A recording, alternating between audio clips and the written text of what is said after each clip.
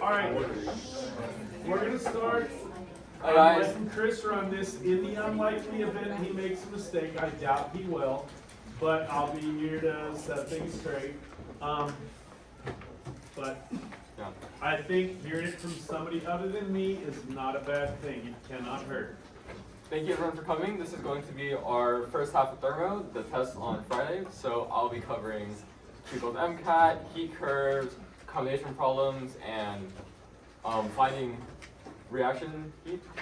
So I'm gonna have a sign-in. You don't have to do it. It's just for numbers and curiosity. If you wish, please sign in. Look at that, Chris. You're getting them signing in. Good job. Dr. Doe.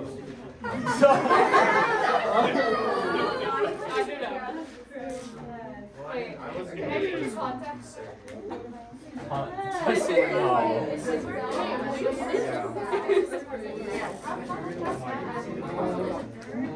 You know, only those that came here get to access it. I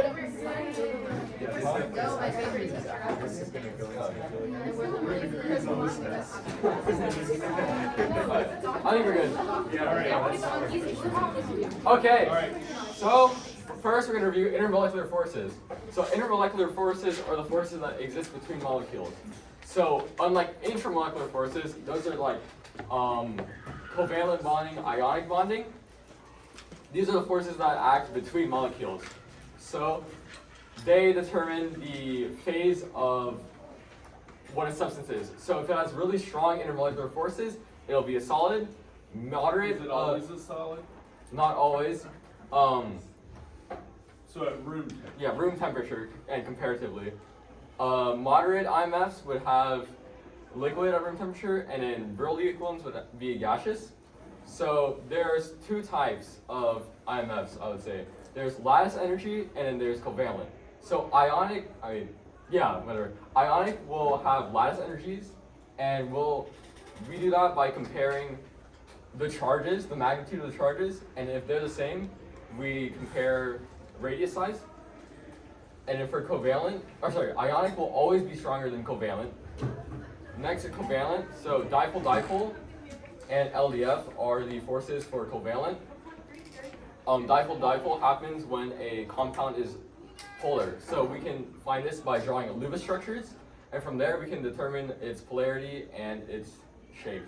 So something like a tetrahedral would have tetrahedral with perimeter elements that are the same would be nonpolar. So the only forces that would exist in a molecule like that would be LDF because of the dipoles canceling out.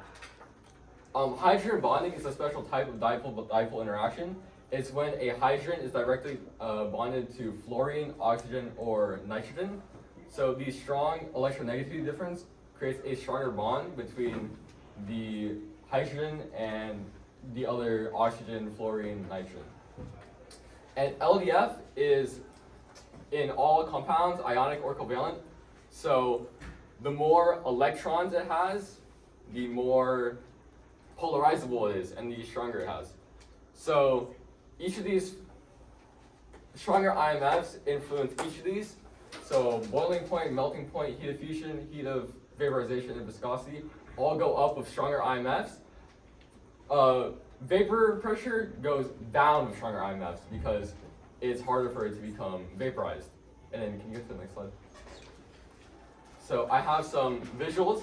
So the first one and the second one are very similar. You'll see that they have partial charges.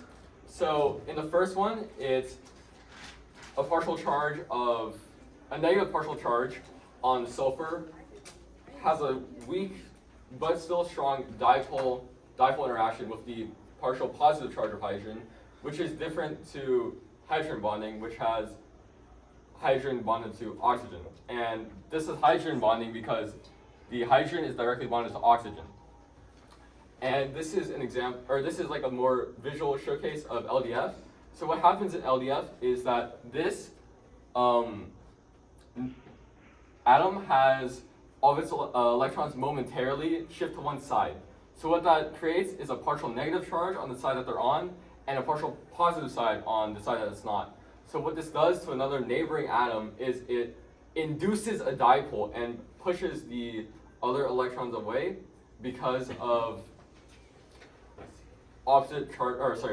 the same charges repelling. So this creates a London dispersion force. So those are visual representations of the three forces. Just go to the next slide, you can ask. Or what's your question? For the ionic charges, whenever we're doing lattice energy, is it the charges without the positive negative? Because to measure lattice energy, you said that we combine the charges of the elements we have. Yeah, so if you have, let's just say, LiCl, right?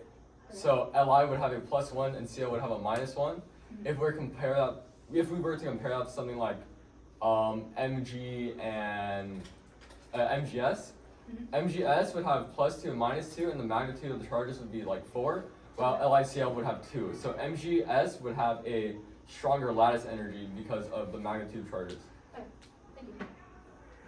So I have some example questions for you to work out here. So it's what intermolecular forces are in HCN. In order to do this, we can honestly do it looking at it, but I would recommend drawing a Lewis dot structure to visualize it. This is comparing the intermolecular strength, the strength of intermolecular forces between two compounds, and then this is, again, strength. So I'll just give y'all a minute to work those out.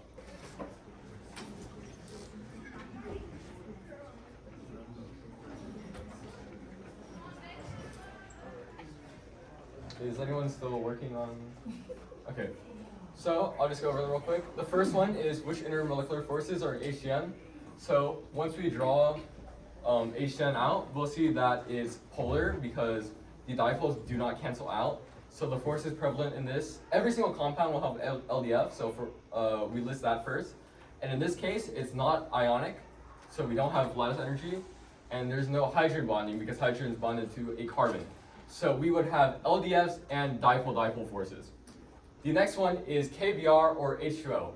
So we have KBr, which is an ionic compound, and we have water, which has hydrogen bonding. So water has hydrogen bonding, which is also a dipole-dipole, and it also has LDFs, while KBr has lattice energy, and LDFs. So the lattice energy of KBr will always be stronger than the hydrogen bonds in water. Last, we have CH, C4, H10 versus C and CH4. So C4H10 has more electrons than CH4, which means that's more polarizable, and the LDF forces within it are stronger. A way to quickly compare them is look at the molar masses of each compound. So C4H10 would have a higher molar mass than CH4. Be careful of that though, because if we are answering an FRQ, it does not want that. It wants us to understand that the first compound has more electrons, is therefore more polarizable, and that leads to a stronger LDF. Okay. These graphs are on the multiple choice. Okay. So this is the beginning of Thermo. So the first thing we need to understand in Thermo is that the system in this case is the reaction and the surroundings of everything else. So if we have a fire, the fire is the system, and everything else, the universe, whatever, that's all the surroundings. So we have two types of reactions. We have endothermic and exothermic. Endothermic absorbs energy from surroundings. So think like an ice cube getting energy from the surroundings as it melts.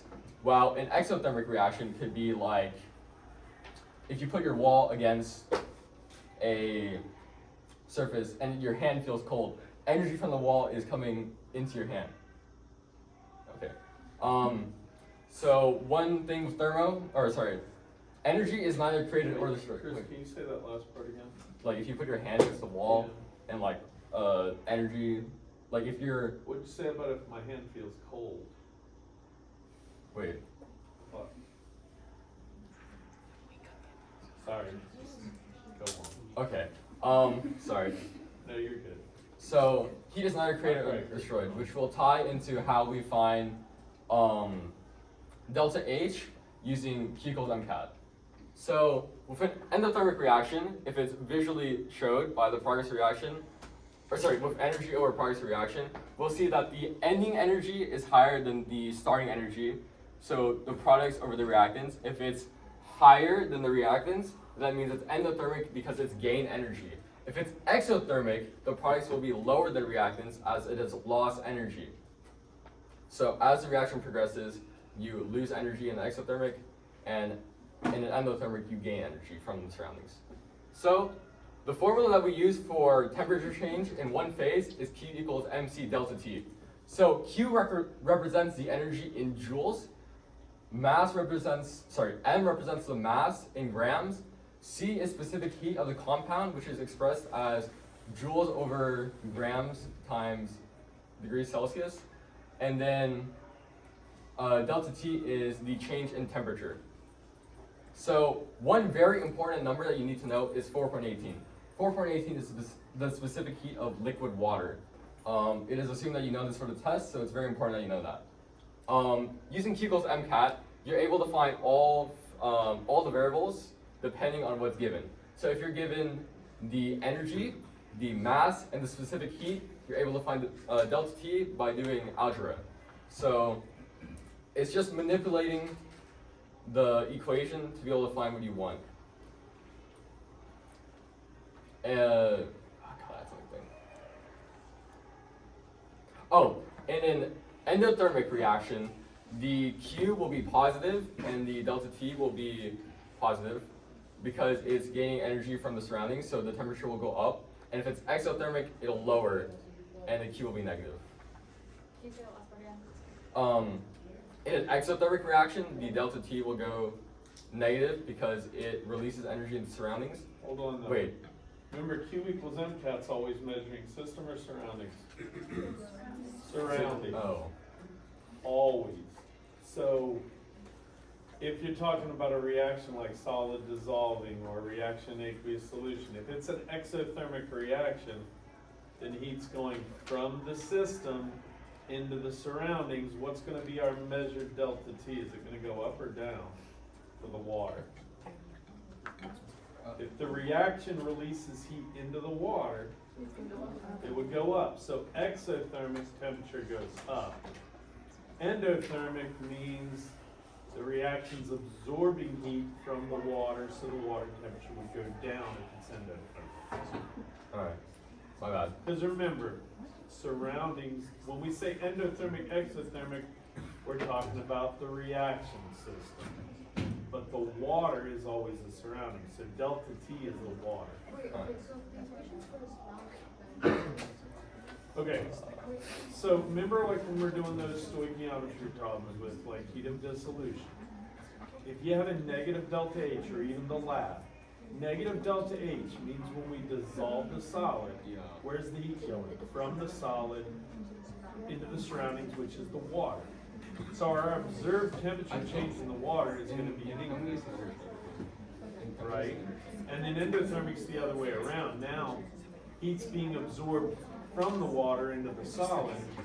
The water temperature is going to drop because that's the surroundings that we're measuring. So what we measure is always opposite from what's actually happening in the company.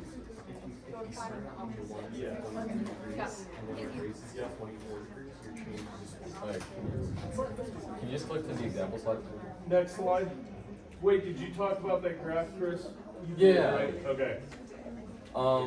Yeah, click to the next one. Hey guys, a word of advice. I think it's important on that graph. Know how you get delta H. Know that the difference between reactants and products on the two graphs they put in the upper right. Know that the difference in energy between reactants and products is delta H. That's a word of advice for the test tomorrow.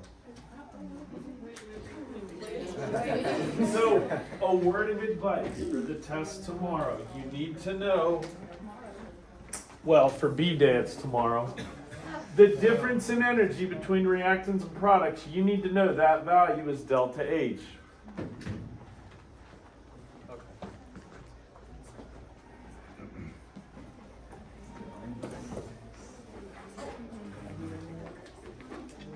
So I have some more example questions listed here for Q equals MC delta T. But you need to know that on a heating curve or a cooling curve, it represents the part where the slope is not equal to 0. This is the temperature of the compound changing, and these flat parts are whenever they're changing phases. So Q equals MC delta T represents this part of the curve.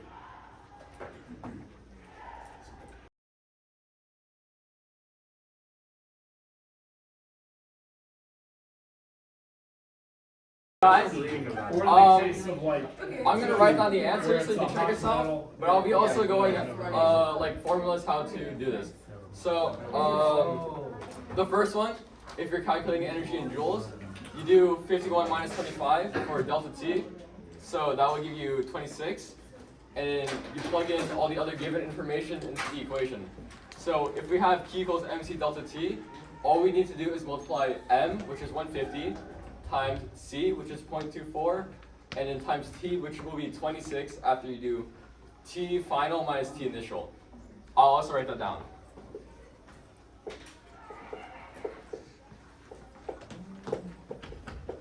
So the answer to number 1 should be 936 joules.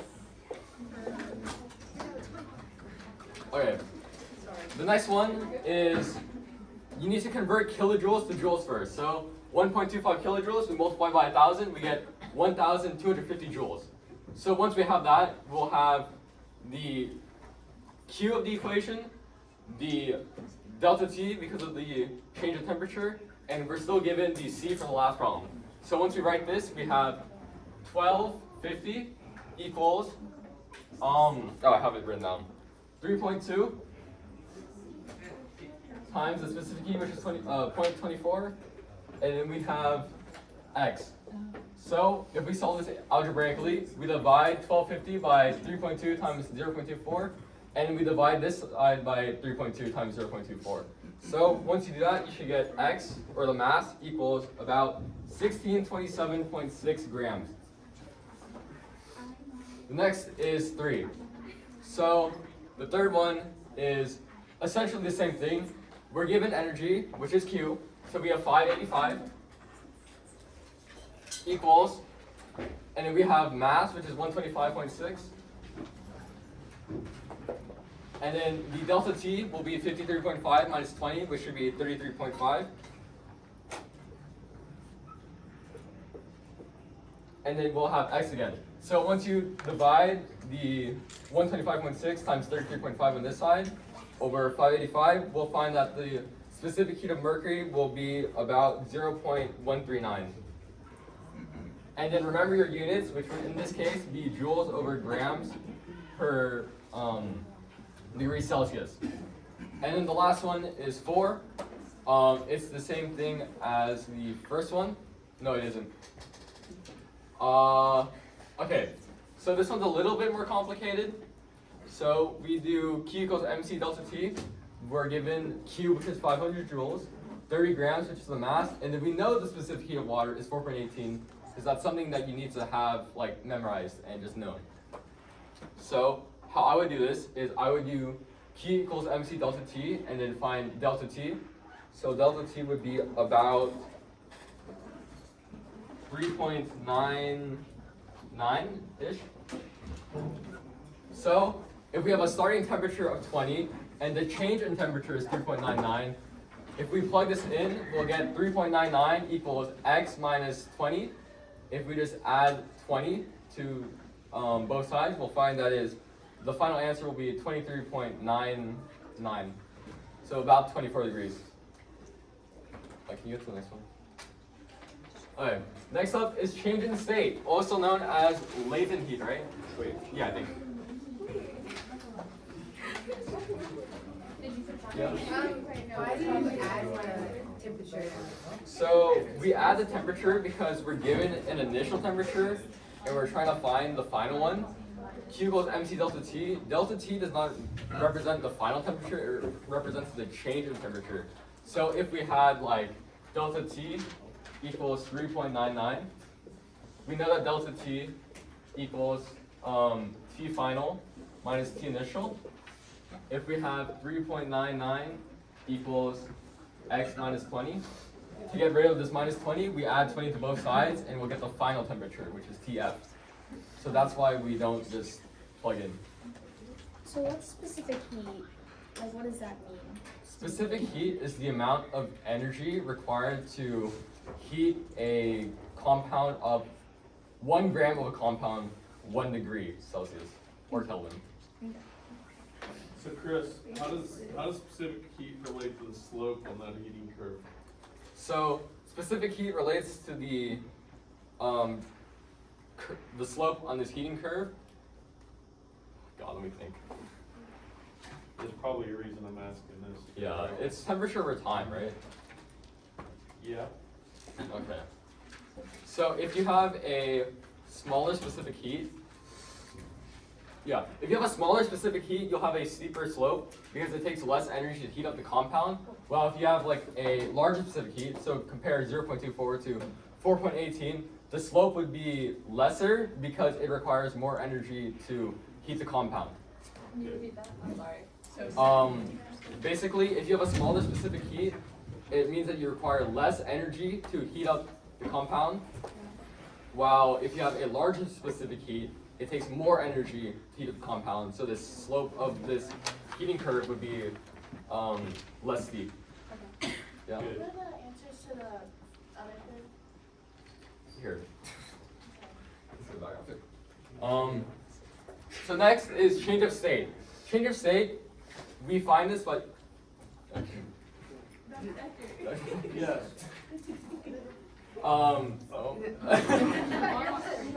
There you go. This one, right? Yeah. So with change of state, there's 2 things that we need to know, or 2 things that we can use. There's heat of fusion and heat of vaporization. So what we use depends on the phase change. If we're going from solid to liquid or liquid to solid, we use delta H fusion, which means heat of fusion. So if a compound melts or if it solidifies, it has the exact same energy, it's just one is absorbed and one is released. Same thing with heat of vaporization, but instead of melting and solidifying, if it vaporizes and if it condenses. So this is typically presented as kilojoules per mole or joules per gram. So in order to find the energy of a phase change, it depends on what we're given. So if we have joules over grams, we'll take grams, whatever is given. That looks like a cube. Grams over gram, and then we have joule. So we take the given, we have the joules over gram, and once we multiply that, we'll have the joules needed to heat up, to change the phase of that many grams of the substance. So likewise, if we have kilojoules over mole, we'll have however many moles, and we have a T-chart of moles over kilojoules. So that will give you the amount of kilojoules needed to to change the phase of that many moles of a substance. So on a cooling curve or a heating curve, a phase change is represented by zero slope because the temperature of the substance is not changing, it's going through a phase change, which is also called latent heat, right? Yeah, okay. Can you get like? Wait. Next slide. Yeah. You started for the second T chart. Yeah. What were you saying on that? Oh. You completely lost. Let me write it out. Okay. Wait, that's the wrong.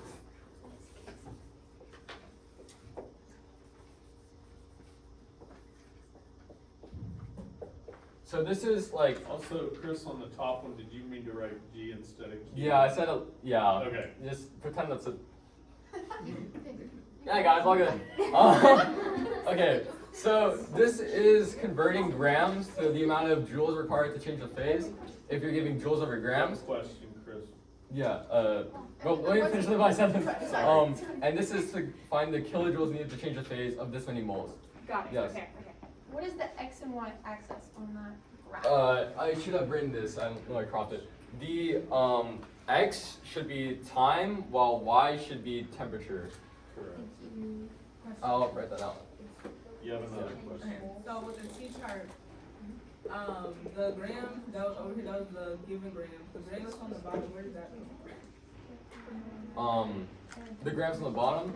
So heat of fusion or heat of vaporization is found commonly in two ways. It's either kilojoules over mole or joules per gram. So it depends on what it gives. So if it has 31 joules per gram, right? We'll have X amount of grams, and we'll have a conversion of 31 joules over 1 gram. Because this basically says that for every 1 gram, 31 joules is needed to change the phase. So that's why we can set up a conversion to find the amount of joules required to change the phase of this many grams. Same thing with the kilojoules over mole, just different units. Okay. Does anyone else have any other questions before we move on to like a few examples? Okay. So that equation, the gram on the bottom is always going to be 1 if it's kilojoules? Yeah, if it's like 31, again, 31 joules over 1 gram, it's just like a conversion factor. It's like 1 pound equals 16 ounces. Yeah. Okay. Next slide. Yeah.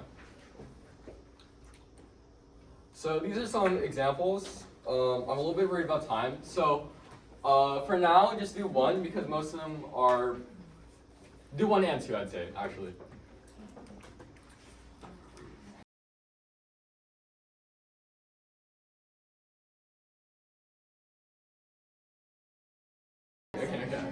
Okay. So in the interest of time, I'll be moving on. So first, I'm going to be doing number 1. He knows. So we want to convert grams to moles because this is in kilojoules per mole. So in order to find kilojoules, we need to find moles in order to do that. Yeah. Okay. So I would set up a conversion factor, which is 5.70, because that's a given grams of Na. The molar mass is 22. This is going to run out of space. 22.990, and this is 22.990 grams every 1 mole. So we can set up that every 1 mole is 2.60 kilojoules. And then at the very end, this is a dot, I swear, we need to convert kilojoules to joules because that's what's asking for. So once we have this, we can multiply across the top and divide by 22.99, and you should get about 645 joules. Right? Okay. And then the second one is basically the same thing. So we have 63 grams, that's our given, 63.0. And we have how many grams? 78.114 grams for every 1 mole. And if we can do, for every 1 mole, there's 9.92 kilojoules. And since it's asking for kilojoules, you just keep it like that. So one thing to be cautious of is it's freezing. So the heat of fusion is actually negative because it's cooling down. So once we have that, we should have negative 8.00 kilojoules. Yeah, so anyone have any questions about those few questions? Yeah. When it condenses, it also means negative, right? Yes. If it's condensing or if it's freezing, it's negative. Okay, can we move on to the next one? Yep. Oh, that's a cap. So next we have heating and cooling curves. So it's a reminder that exothermic releases energy into the surroundings, while endothermic absorbs energy from the surroundings. So you may have noticed that I have highlighted this graph here. So the red parts are the Q equals MCAT that we covered, and the blue parts are the things that we just did, energy of phase changes. So this is a graphical depiction of the y-axis is temperature and the x-axis is time. So if we can see when the slope is not equal to 0, it's either positive or negative, the temperature is changing in one phase. When the slope is 0, the phase is changing, and we can calculate that using what we had found before. This graph can also help you find two very important things: the melting point and the boiling point. If it has two zero slopes, the higher one will be the vaporization, the melting point. No, the boiling point, well, the bottom one will be the melting point because the boiling point is higher than the melting point. Can I interrupt again? Yeah, go ahead. So who can tell me which, based on that curve, which state of matter has the highest specific heat? Why? The slope is less steep. Because why, Jenna? The slope is less steep. Well, I mean, okay, and it's hard to say. I think it looks less steep in the solid phase, but I guess as long as you're saying because it's less steep, then that's good. I was asking which state of matter has the highest specific heat. I want you to recognize that again, the more gradual the slope, the higher the specific heat. So steeper slope is lower specific heat. And then this is an example of a heating curve. So if we were to have a cooling curve, it'd be the same thing but backwards. So just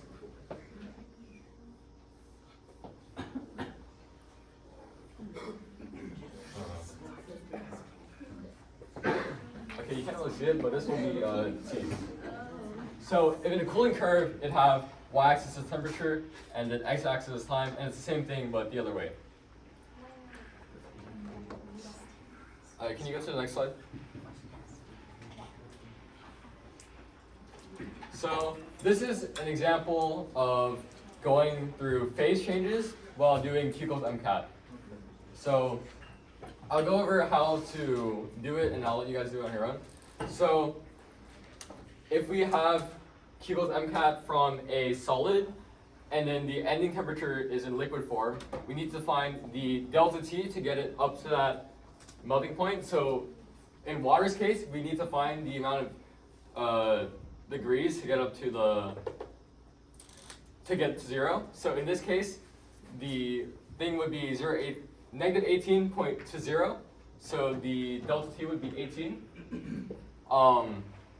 You'll be given the specific heat of ice if it ever asks for it. So negative 18 is below 0, which means that it is solid. So we need that specific heat. And then we have 4.19 grams of water. So this is just one part of it. This is Q equals MCAT for the solid phase.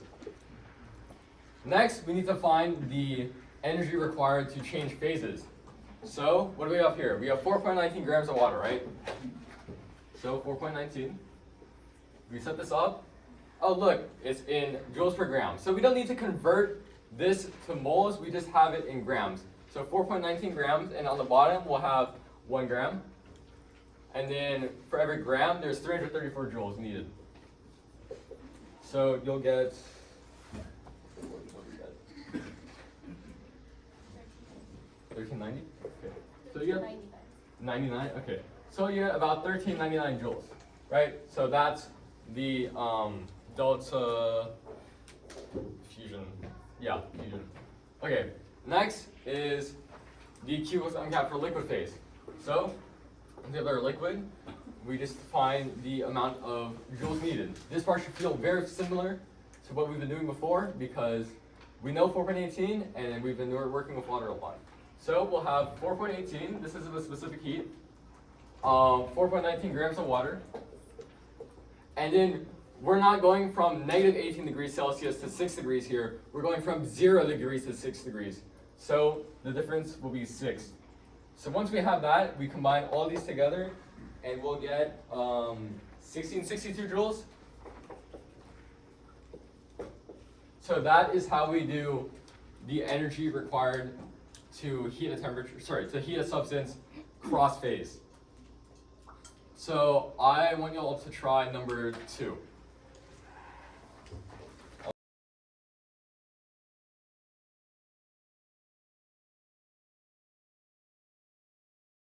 So I'm going to go over number 2 now. So one important distinction between this question and the first one is this one asks for delta H and this one asks for how much energy. So something that you need to remember is that if it asks for how much energy, Dr. Thatcher will accept negative or positive depending on the question. But delta H needs to have the sign. So if it's freezing, it'll be negative. Well, if it's heating up, it'll be positive. Wait, Yeah, that's right. No, that's right. Okay. So let's start. We have our mass, 8.3 grams of water, right?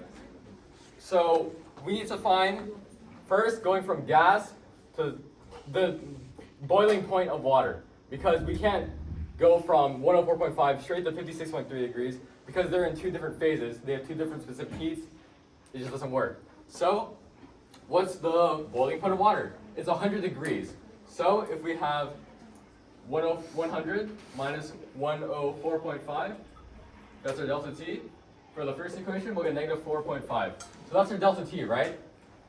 So next, we need to find C, which is given, and 104.5, that's above 100, right? So the specific heat of steam is 2.03 joules over grams degrees Celsius. So C in this case is 2.03. And then grams is given, 8.3. So we can set up the first equation for the gas phase. So we'll have 8.3 times 2.03 times negative 4.5. And guys, I won't give you the melting point and boiling point. You should know that for water. You should know 4.18 for liquid water. I will give you C for ice. I will give you C for steam. I will give you heat of fusion and heat of vaporization. But you should know melting point, boiling point, and C liquid. So once we do this, we'll get negative 75.821 about, and that'll be in joules. So next, we need to find the energy from the phase change. So in this case, we're going from gas to liquid, which means that we're using heat of vaporization.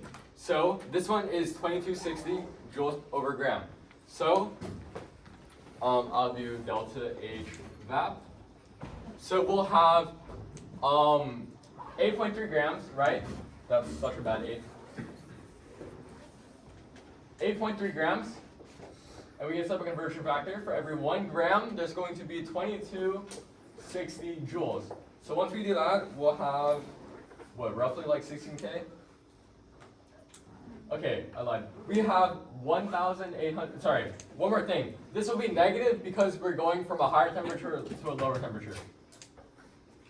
Or we're condensing, that's what I meant. So this will be negative 18,758. And this again is in joules. And then we have one last step. We have our liquid phase. This has gotten us from the gas phase changed, now we're in the liquid phase. So this equation got us down to 100 degrees. Now we need to find the rest. So delta T is going to be 56.3 because that's our final, minus 100 because that's what this first equation has gotten us to. We are now in the liquid phase. The specific heat is no longer 2.03, it is 4.18. So C is 4.18, and then our grams is still constant. It's going to be 8.3. So once we crunch all that together, we can form our equation. So I'll write it right here. Q equals, imagine this Q, 8.3 times 56.3 minus 100. Which is negative 43.7, and then our specific heat of water, which is 4.18. So once we get this, we can find our Q for the liquid phase. So this will be,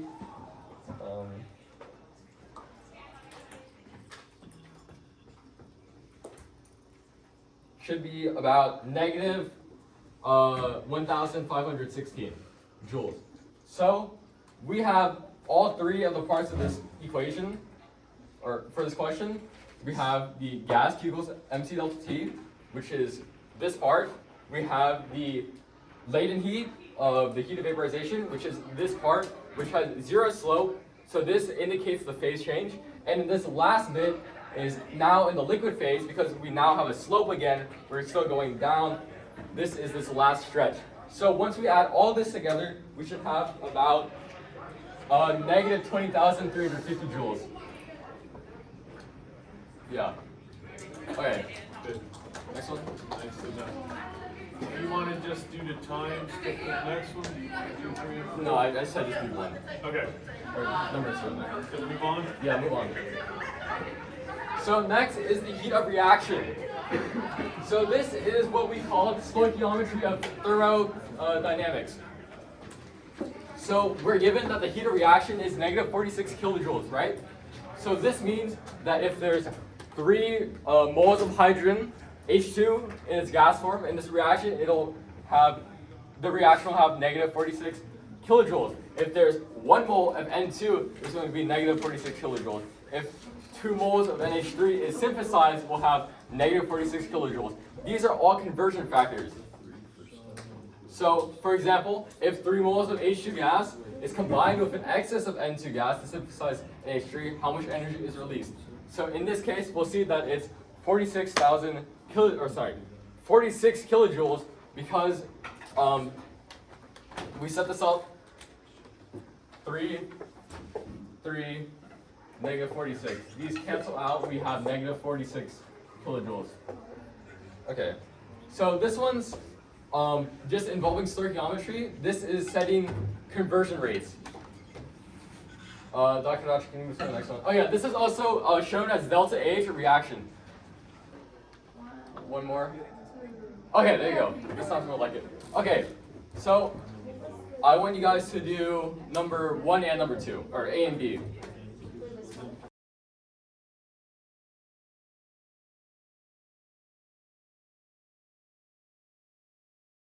Okay. So for the first one, we have A. Calculate delta H in kilojoules if 4.0 moles iron reacts with excess O2. So what does this mean? This is an excess amount of O2, which basically just is saying there's no limiting reactant. 4.0 moles of iron is what you can focus on. So in the equation, we can see that 4 moles of Fe solid is how many there is. And for every 4 moles, there's negative 1,652 kilojoules.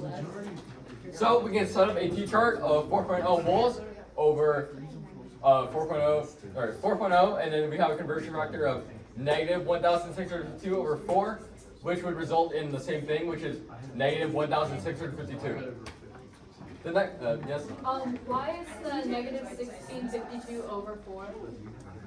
Because there's 4 moles of iron in the equation.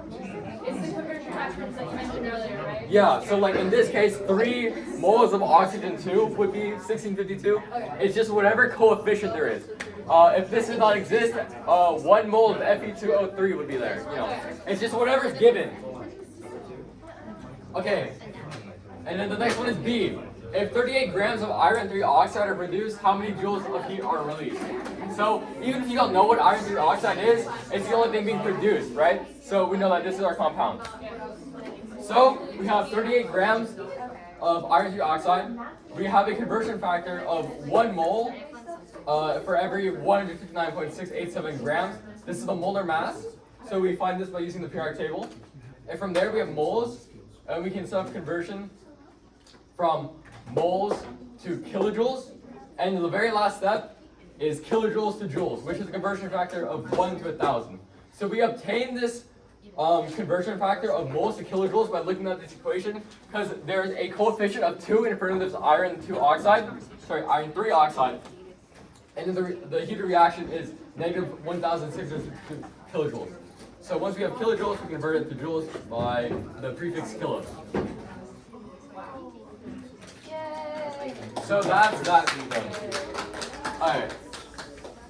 Can you use the next one?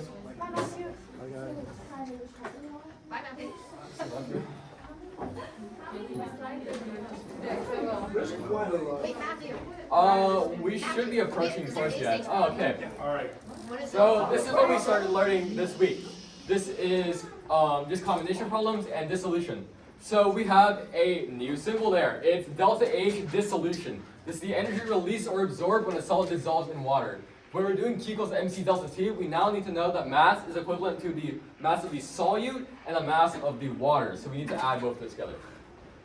So in our combination problem, we would have Q equals MC delta T, for example, and we find that Q to further find either kilojoules over moles or joules over grams. It just depends on the problem. So you need to understand that if this is for the surroundings, the energy of the system would be the negative of that. So you can do negative Q. So in this case, Q would be the system equals Q. So it's basically saying that if there's 1 gram like absorbed by the system, there's 1 joule. In the surrounding side, there's the opposite of that. For like every 1, there's a -1, you know. So it's just setting them equivalent because you cannot destroy energy. You cannot create or destroy it. Can you get to the next one? Okay. So in this example, we have if 5.8 grams CaCl2 dissolves in 30.0 grams of sugar at initial temperature of 22.3, what is the final temperature? So I'll give you all a bit to try and work this one out. Oh, if we have a solution like this and it doesn't tell us anything, we assume that the specific heat is still 4.18. Okay.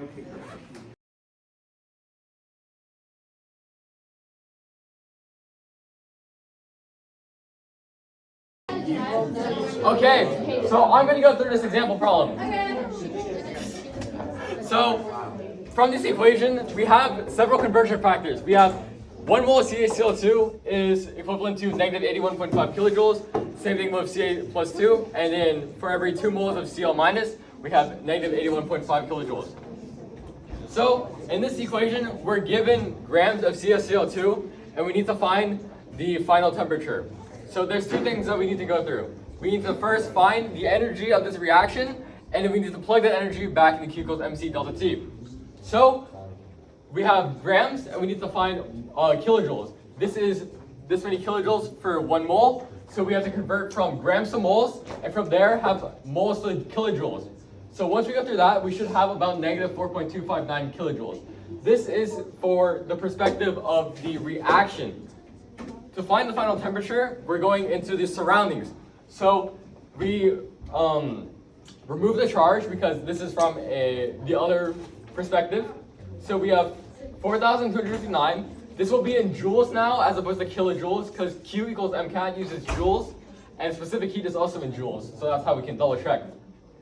So we have 4,259 equals 35.8, which is the mass of the water plus the mass of the solute. We have the specific heat, which is 4.18. It's assumed that it's 4.18 unless otherwise stated, and we have delta T. So once we divide 4,259 by 35.8 over times 4.18, we'll find that delta T is 28.46, but this is not the final thing. This is delta T. We know that delta T is equal to T final minus T initial. So if we plug this in, we have 28.46 equals T final minus T initial. If we plug in the initial temperature of 22.3, we have 28.46 equals X minus 22.3. Add 22.3 to get rid of X, to get X alone, and we'll have X equals 50.76 degrees Celsius. So this is one example of how we could have a combination problem and define the temperature of the surroundings. Dr. Thatcher, can you click them? Okay, so this is what we did today and yesterday. This is heat of reaction from thermodynamics data. So each of y'all should have one of these papers from today, and you'll know that, and you'll have delta H, 0 reaction. So this 0 stands for standard condition, which is 298 Kelvin, which I also converted is 25 degrees Celsius. So there's several, to find delta H, standard condition reaction, we have the summation of the products minus the summation of the reaction. This symbol is summation, it just means add all of them together. Something that you need to know before you start going is that pure elements are 0 kilojoules per mole. So if it's a O2 gas, that's 0, you don't need to waste your time on a test looking for that. So if it's given on an AP test, a question like this, data will be provided in a little table, and it'll have delta H at standard condition and the kilojoules per mole. So what we do is that we add the products together and we subtract from the reactants. Something that you need to know is that if the reactant total is negative, you'll have a, whatever the product is, minus reactants, which either you can put in as minus, if my marker was work, and then negative whatever value, or you can just put plus. So just be careful of sign errors. Can you move on to the next one? So this is an example problem. I made these. Yeah, I made these. I'm Okay. proud of you. What was this? I did that for bond. Yeah, he literally did. What's what? Well, number one I did for bond energy. I didn't do it for the delta H of that. Oh, okay. Where's those two? So for number one, we have two pure elements, right? Choose his. I didn't. If it's P minus R,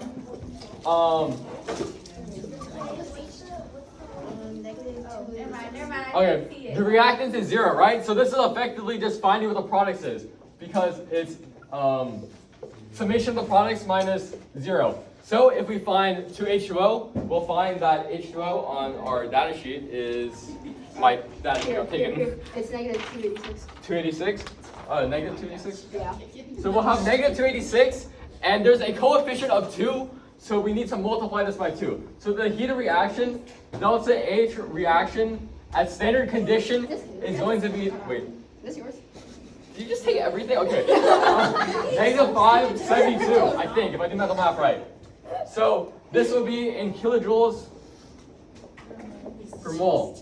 So we just need to find the summation of the products minus the summation of the reactants, and then we make sure that we keep track of coefficients. In the interest of time, I'm just going to move on, and we can skip 2. But effectively, you just need to add all the products together, find the kilojoules per mole for that, and then find the summation of the reactants, and you subtract reactants from the products, so it's P minus R. So for thermo, for this data, at standard condition, this is our equation, and this is. Bye, Dr. Alright, so this is the formula that we use for this data sheet. On an AP exam, you'll be provided the information. You don't need to memorize anything. Yeah. And then, you're doing this on a test, right? Yeah. And then you're gonna give like a little snippet. I'll give you a little data table. So how do you know which equation to use? If the heading says delta H sub F, it's the products minus reactants. So if I give you a table and you see like CH3OH, I'll have a heading to tell you what the number is. If it says delta H sub F, it's the products minus reactants equation. Okay. If it's bond energies like CO single and OO double, that's the second equation. So look at the data I give you, and that's going to tell you which equation you want to use.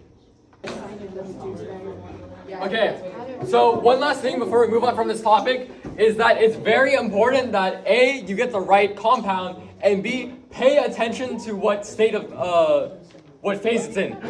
For example, the kilojoules per mole for water would be different from liquid to gas. So just pay attention that you're getting the right data. Can you get next one? Yep. So I think this is last but not least is heat of reaction from thermodynamic data. This time we have bond strength. So this is going to be a little bit confusing because now it's summation of broken bonds minus energy of formed bonds. This would be reactants minus products, which is not what we have earlier. So make sure that you don't mix these up.